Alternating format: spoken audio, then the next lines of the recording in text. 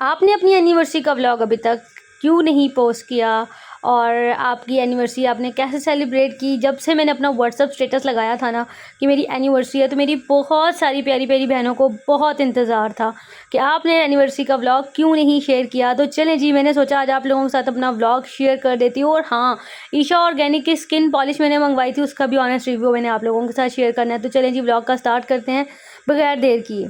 अस्सलामुअलैकुम, welcome back to my YouTube channel and welcome back to another vlog. मैं उम्मीद करती हूँ सब ठीक ठाक होंगे, खैरियत के साथ होंगे।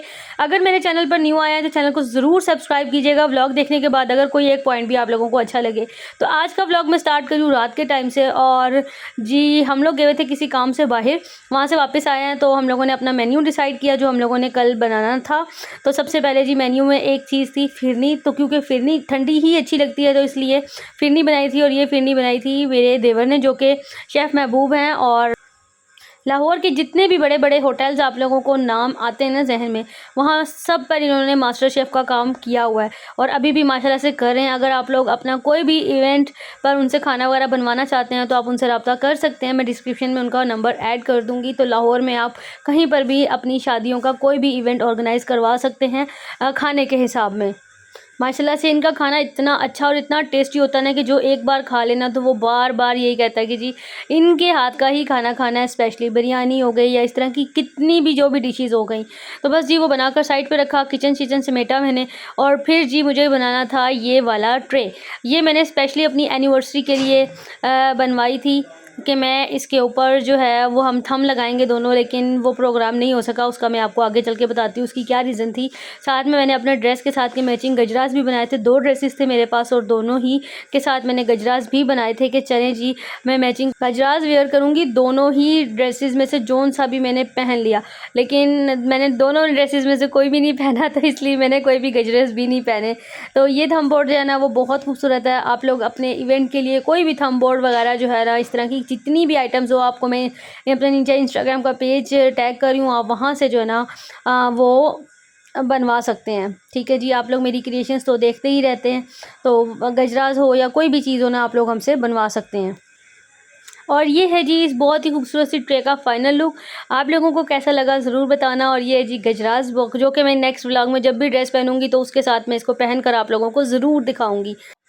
अच्छा, मुझे ऐसा लगता है कि जिन लड़कियों की शादियां हुई हैं ना 2020 से पहले पहले, तो वो भी आजकल की शादियां देख के ना उनके दिल में भी एक हसरत ज़रूर आती होगी कि काश हमारी शादी भी इस वक्त पे होती है, तो या हम फिर हमारे ज़माने में भी ये सब चीज़ें होती तो हम भी करते। तो भाई आप अब भी कर सकते हैं, जैसे कि मैंने अपनी एनिवर्सरी के लिए बनवाया, लेकिन थंब नहीं में लगा सकी वो एक अलग बात है, लेकिन शौक़ मैंने अपना ज़रूर पूरा किया। चलें जी, उससे मैं जैसे ही फारिग हुई हूँ तो हम आगे खाना खाने के लिए, क्योंकि मुझे बहुत भूख लग रही थी। और घर पर मैंने आज कुछ नहीं बनाया हुआ था क्योंकि हम लोग पूरा दिन जो है वो कहीं पर किसी काम से गए हुए थे, जिसकी वजह से ना मैंने खाना घर पर नहीं बनाया था। तो बस फिरनी तो भाई ने बना दी थी, किचन वगैरह मैंने समेट दिया था। फिर वो थंब बोर्ड जैसे ही मैंने रेडी करके रखा, गजरस वगैरह रेडी करके रखे, तो फिर मैंने मियाँ जी से कहा, मैंने कहा मियाँ जी मुझे बहुत भूख लग रही है। भूख तो उनको भी लग रही थी। फिर हम आगे बाहर खाना खाने के लिए, और हमारी एनिवर्सरी भी स्टार्ट हो चुकी थी, तो हमने कहा चलें एक पार्टी हम बाहर कर आते हैं और एक पार्टी हम घर में करेंगे। तो ये जी सुबह का टाइम जिस दिन हमारी एनिवर्सरी थी, और मैंने मंगवाया हुआ था ईशा ऑर्गेनिक का ये राइस वाला फेस वॉश, और ये मैं काफ़ी दिनों से यूज़ कर रही हूँ। और आपको मैंने पहले भी बताया था कि ये बहुत ज़्यादा अच्छा है, स्पेशली हमारी डेड स्किन के लिए तो बहुत अच्छा है। आजकल सर्दियाँ हैं ना, तो आपको फेस वॉश करने के बाद ना मॉइस्चराइज़र लाजमी लगाना पड़ेगा, उससे इससे बहुत अच्छे रिजल्ट होंगे। जैसे सर्दियों में डलनेस हो जाती है ना, तो फेस वॉश करने से ना बिल्कुल भी डलनेस नहीं होती है। तो ये जी मैंने मंगवाई थी, सूथिंग लोशन है और ये वाइटनिंग पाउडर है जो कि मून टच का है, और ये है जी ईशा ऑर्गेनिक का डेवलपर, और ये है जी इसका ब्लीचिंग पाउडर। तो काफ़ी अच्छा इसका रिजल्ट है। तो मैं इसको कैसे बनाती हूँ ताकि आप लोगों के साथ ज़रूर शेयर करूँगी। तो सबसे पहले जी मैंने एलोवेरा जेल लिया और फेस पर पूरे पर अप्लाई कर दिया, हैंड्स पर भी अप्लाई कर दिया और फीट पर भी अप्लाई कर दिया, ताकि जब मैं पॉलिशर बनाकर लगाऊं ना तो मेरे फेस के ऊपर ना ये रिएक्ट ना करे, मेरे स्किन पर इचिंग ना हो, मुझे खारिश ना हो। तो आप लोग भी जब भी कोई स्किन पॉलिश लगाएं या ब्लीच क्रीम लगाएं तो उससे पहले जो है ना अपने फेस पर एलोवेरा जेल जो है ना ज़रूर लगा लिया करें। तो अब 1 चम्मच मैंने डेवलपर लिया है और आधा चम्मच जो है ना वो मैंने इसका पाउडर लेना है, ब्लाउंडर पाउडर जो होता है। ठीक है, क्वांटिटी आप लोगों ने देख लेनी है, क्योंकि क्वांटिटी अगर आप लोगों ने ऊंच नीच की ना तो वो फिर थोड़ा सा मसला हो जाएगा। तो मैंने हाफ़ टेबल स्पून डाल दिया था। इसके अंदर मैंने 1 चम्मच जो है वो मून टच का वाइटनिंग पाउडर डाला है। और ये जी मैं कहती हूँ मून टच ने ना बड़ी अच्छी आर्टिकल अपना एक निकाला है, क्योंकि उसका ना रिज़ल्ट बहुत ज़्यादा अच्छा है। सूथिंग लोशन ऐड कर रही हूँ ताकि जो स्किन के ऊपर अगर कोई रिएक्शन आना है तो वो बिल्कुल भी ना आए। विटामिन ई का कैप्सूल डालेंगे इसके अंदर, और एक वाइटनिंग कैप्सूल अगर आपके पास है तो आप डाल लें, अगर नहीं है तो कोई इशू नहीं है, लेकिन विटामिन ई का कैप्सूल ज़रूर डालिएगा। स्किन पर शाइन आने के लिए बहुत ज़रूरी है, और स्किन को वैसे भी विटामिन्स की बहुत ज़्यादा ज़रूरत होती है। तो ये स्किन पर बहुत अच्छा इस स्किन के लिए रहता है, तो लाज़मी डालिएगा। उसके बाद मैंने सारी चीज़ों को अच्छे से मिक्स किया, अपने फेस पर अप्लाई किया, और देन अब मैं अपने हैंड्स पर अप्लाई कर रही हूँ, और फिर फीट पर भी मैं इसको अप्लाई करूँगी।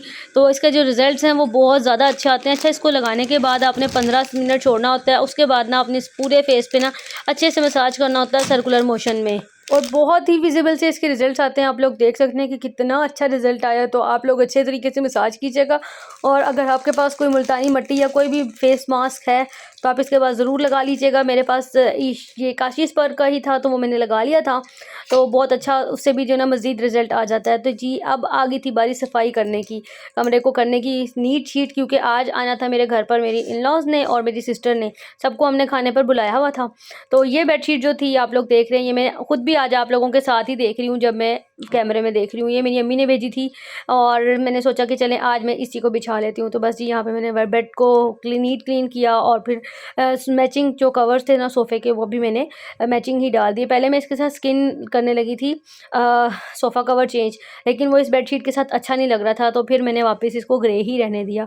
भाभी से पूछा तो भाभी कहती हैं कि ये जो है ना ग्रे ही अच्छा लग रहा है, स्किन अच्छा नहीं लग रहा। तो फिर मैंने स्किन नहीं किया, बस पिंक कुशन्स जो है ना वो रख दिए थे। उसके बाद ये सेटिंग भी मैंने आज ही चेंज की थी, क्योंकि मुझे ना हर थोड़े दिन के बाद ना सेटिंग चेंज करने का जो बुखार है ना वो चढ़ा रहता है। उसके बाद मैंने अच्छे तरीके से इसको सारा क्लीनिंग वगैरह की। अच्छा, जितनी देर में मैं क्लीनिंग वगैरह कर रही थी ना, तो मेरी जेठानी है ना बड़ी भाभी, वो मुझे कहती हैं कि तुम मुझे लहसुन और प्याज वगैरह दे दो, तो मैं कर देती हूँ, उसको बना देती हूँ। तो फिर मैं जितनी देर क्लीनिंग कर रही थी तो लहसुन प्याज और अदरक सारा उन्होंने बना दिया, और उसके बाद जो है ना फिर हम लोग चले गए किचन में सब काम करने के लिए। वैसे जॉइंट फैमिली में रहने का भी एक फ़ायदा होता है कि जब इस तरह का कोई बड़ा काम हो ना तो मिल बांट कर हो जाता है, और सभी हेल्प करवा देते हैं माशाल्लाह से। अहमद की मामा ने भी मेरे साथ इतनी ज़्यादा हेल्प करवाई, फिर बड़ी भाभी ने भी हेल्प करवाई, तो और मेरे हस्बैंड और मेरे देवर ने तो खाना शाना उन्होंने ही बनाया था। लेकिन खाने के अलावा भी आपको पता है जब घर पर किसी ने आना हो तो बहुत सारे काम होते हैं, बर्तन ही नहीं ख़त्म होते खाना बनना हो तो माशाल्लाह से उन्होंने सारी मेरे साथ हेल्प करवाई, और फिर सारा काम जो है ना वो मिलजुल कर हो गया। खाने में हम लोगों ने बनाया था सबसे पहले सूप, जो कि मेरे हस्बैंड ने चढ़ा दिया था। एक तरफ से उन्होंने सूप चढ़ाया था, तो दूसरी तरफ मैंने और उन्होंने मिलके जो है ना कबाब के लिए जो है ना वो मसाला रेडी कर दिया था, ताकि हम लोग कबाब बनाए। क्योंकि सालन जो था इसका ग्रेवी जो बनानी थी वो बनानी थी मेरे देवर ने, जिनका मैंने अभी आपको स्टार्टिंग में बताया। तो कबाब वगैरह हम लोगों ने उनको बना कर दिए थे कि आप इसको कर दें। तो बस फिर यहाँ पर हम मेरे हस्बैंड ने और मैंने मिलकर जो है ना कबाब का सारा मावा रेडी किया। फिर अहमद की मम्मा ने, मैंने और उर्वा ने और हिरा ने मिल के कबाब बनाए, क्योंकि काफ़ी ज़्यादा कबाब बनने थे माशाल्लाह से। तो काफ़ी सारे हम लोग बंदे थे, तो सब ने मिलके ही किया, तो माशाल्लाह से पता भी नहीं चला और जल्दी जल्दी काम होता गया। जितनी देर में हम लोग कबाब बना रहे थे ना, इतनी देर में आपके भाई ने ना सूप जो है ना वो डन कर दिया था।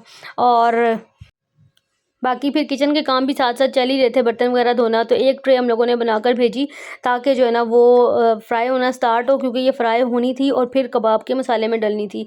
और फिर दूसरी ट्रे रेडी की और फिर तीसरी रेडी की। तो इस तरह से करते करते ना माशाल्लाह से मिलजुल कर हम लोगों को ने काम जो है ना वो सारा कर ही लिया था।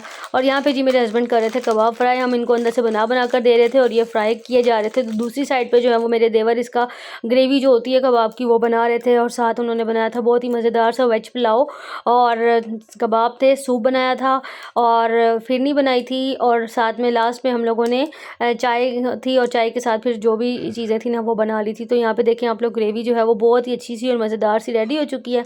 सूप भी हमारा रेडी हो चुका था। फिर ये था कि जैसे जैसे जो आता जा रहा था ना, सबसे पहले हम उनको सूप सर्विंग करते जा रहे थे। और ये चेक करें जी, सूप बहुत अच्छा है। आज आप सोचेंगे कि कमल ने कोई रेसिपी नहीं शेयर की, क्योंकि रेसिपी इसलिए नहीं शेयर की, काम काफ़ी ज़्यादा था और हमें बस यही हो रहा था कि हम काम मुकम्मल कर लें, क्योंकि रेसिपी रिकॉर्ड करने के लिए ना प्रॉपर फिर वो सब चीज़ें चाहिए होती हैं कि जी कैमरा के सेटलमेंट हो, लाइट सेट हो। तो बस जल्दी जल्दी से ना बस फिर काम करने का था कि जी सबके आने से पहले पहले हमें यही था कि हमारा खाना सारा रेडी हो जाए। लेकिन शुक्र अल्हम्दुलिल्लाह सबके आने से पहले ही हमारा खाना रेडी हो गया था। तो दही के अंदर जी मैंने ग्रीन चटनी पहले से बना कर रखी हुई थी, और ये ग्रीन चटनी बहुत मज़े की बनती है, जिसकी वजह से मिंट सॉस जो है ना वो भी बहुत अच्छी बनती है।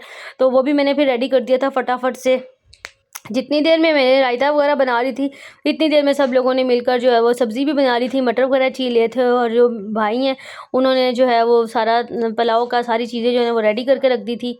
तो बस जी इधर से कबाब हमारे बिल्कुल रेडी हो गए थे, क्योंकि हमारे यहाँ ना गैस नहीं आती बेसिकली, तो हम लोगों को सारा काम जो है ना वो सिलेंडर पर करना पड़ता है। तो फिर ये होता है कि हमें थोड़ा टाइम लग जाता है। उसके बाद जी अल्हम्दुलिल्लाह हमारा खाना सारा रेडी हो गया था। प्रॉपर पिक्चर्स और वो शूट में नहीं ले सकी, क्योंकि सब आ गए थे और सबको भूख भी लगी हुई थी। इसलिए बस जल्दी-जल्दी से खाना लगाया और अल्लाह का बहुत शुक्र अदा किया। आज का व्लॉग इतना ही। अगले व्लॉग में मैं आपके साथ शेयर करूँगी कि मुझे क्या-क्या गिफ्ट मिले, हस्बैंड ने क्या गिफ्ट दिया, क्योंकि आप सब लोग इंतज़ार भी कर रहे हैं और पूछ भी रहे हैं कि हस्बैंड ने क्या गिफ्ट दिया। तो इंशाल्लाह मैं अगले व्लॉग में ज़रूर बताऊँगी। मिलते हैं अगले व्लॉग के साथ। Take care. अल्लाह हाफ़िज़।